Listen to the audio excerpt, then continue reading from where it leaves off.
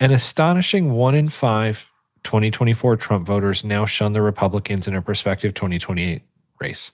This is a full-fledged working class revolt where 21% of Trump voters without a college degree say they're finished with Trump's party. How sweet it is that the groups, quote unquote, leading the revolt are the ones Trump and the MAGA strategists thought it would anchor the new Republican coalition. Fully 27% of blacks and 41% of Hispanics now say count them out. And in this survey that was done, I think for Jacobin, 57% of Biden Trump switchers, so people who voted Biden in 20, Trump 24, say they will not vote Republican in 28. That was the lead, and he had me.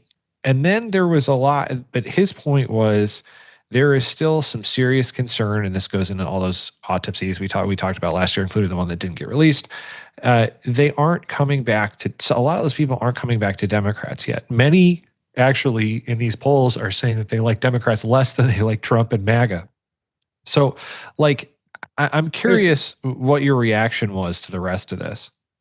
Yeah, like, okay, we all, I've said this like till I'm blue in the face. Okay, they aren't. First of all, they're just, when he says they're just coming back, they aren't coming back to Democrats. Many actually like Democrats less than Trump and MAGA. Remember, many of them didn't vote before Trump and MAGA, right? This was their, we need to change everything and these guys will do it. And now they're finding out, well, no, those guys aren't going to do it. I think this is a valid point that he's making, but it has no impact on 2026. 2026 is going to be a train wreck for the Republican Party and MAGA and Trump. And I don't think there's particularly if I'm right about 6% inflation, 8% inflation, nothing is going to matter. Nothing's going to save them. I think many of these disillusioned people, I think a lot of the switchers who voted for Biden and then voted for Trump may switch back in terms of, I think a lot of them will be voting for Democrats at the House and Senate level in this election. The problems with the Democratic brand, some of it has been, decades of unanswered attacks and all that, but that's not really what's going on. Both parties drift to their base. And, the Republican Party, has done a hell of a lot more than just drift, right? They went over a cliff. Democrats have problems with the left in their base too. And we're going to have, as we always do, a huge fight in 2028 for the nominee of the party. And, look, if we can all get into an argument about whether that's going to end up being AOC or Andy Bashir, but it will be decided in that fight, just like the fight over the future of the party that Bill Clinton made in 1992, with complete different look at taking on a policy. I agree that we need to have better policy on the border, on immigration, real policy. Somebody's going to run, and I think all these candidates will have their suggested answers. One of them is going to win.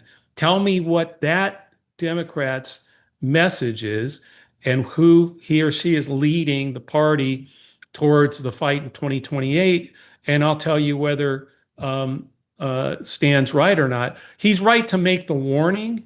I just think the timing in terms of it having an impact for 2028, when the only thing that matters right now is complete, which I think is happening everywhere. You saw it in Texas with Tellerico and Crockett. The party's putting all that crap aside right now.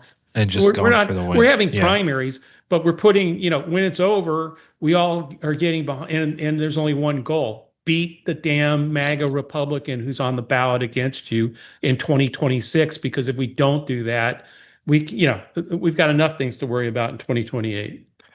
So there's kind of a related question. We tried to get to this last week, but ran out of time. This is from Stephanie in Minnesota. can the whole AI data center thing actually break through all the Epstein slash affordability noise? Will anyone actually campaign on it? And Joe, I think a fair way to say it is it fits in, right? I mean, there are real parallels you can draw to rising costs, to the threat of jobs being taken away. And we have some stats on this, but like, yeah, AI is going to be a thing this year, and campaigning about it is going to be a thing. And it's not about competing with the noise; it's part of it, right? Yeah, it is. It's no, I don't think I think it's going to be a major issue. I think it's going to only increase in saliency as inflation and pain in the economy continues to grow.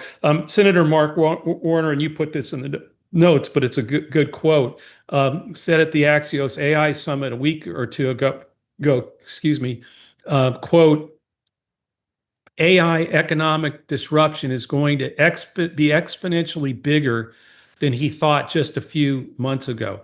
The recent college graduate unemployment is 9%. And he said, quote, I'll bet anybody in the room it goes to 30 or 35% before 2028. So you're a world in which college graduates, their unemployment is It's a going to be third. at 30 to 35% in 2028. That's 18 months from now, folks. Um, if you understand that, you also understand that the energy costs that are going up because of the war were already going up because of the energy demands of the data centers and the energy demands of AI. Um, you put all that together and you tie it together with affordability. And yes, people are scared about the threat to their jobs as well. Also, by the way, there's plenty of great quotes out there from from the proponents of AI saying, "Hey, this could kill us all." So there's all kinds, there's all kinds of reasons why. Well, what I Well, think it if what attacking Iran doesn't create it's something else. AI is, yeah, it is. What's worse though is is how Trump aligned. This is another one where it's going to turn out to bite him because he's so aligned with the tech bros and the AI guys and the crypto guys and all of it. Um, that it's almost been like anything goes. Hey, we'll set up a reserve to buy crypto, U.S. reserve for crypto, AI. I want all the blocks taken out so we can defeat China, all that stuff. He and MAGA, in terms of I'm talking about the votes in the Senate and the House, have been pedal to the floor on AI. He talks a game about, hey, we should have these restrictions, but it never happens. Not going to happen. And so I think, Senator Mark Warner, he sits on committees that knows and gets heads up and knows this stuff. So when someone like Senator Mark Warner says that the economic disruption is going to be exponentially higher than he thought, and that college graduates will have 30 to 35% unemployment in 18 months. Let's say he's wrong, he's off by 6 or 22 years. That is going to be felt. It's starting to be felt now. Some of it you can't figure out. I mean, is the slowdown and jobs numbers going down because of the tariffs? Is it because AI is suddenly kicking in? Is it because of the war? But in the end, all of it, AI, the war, tariffs, are all going to be, I think, major issues because of what they're doing to the economy.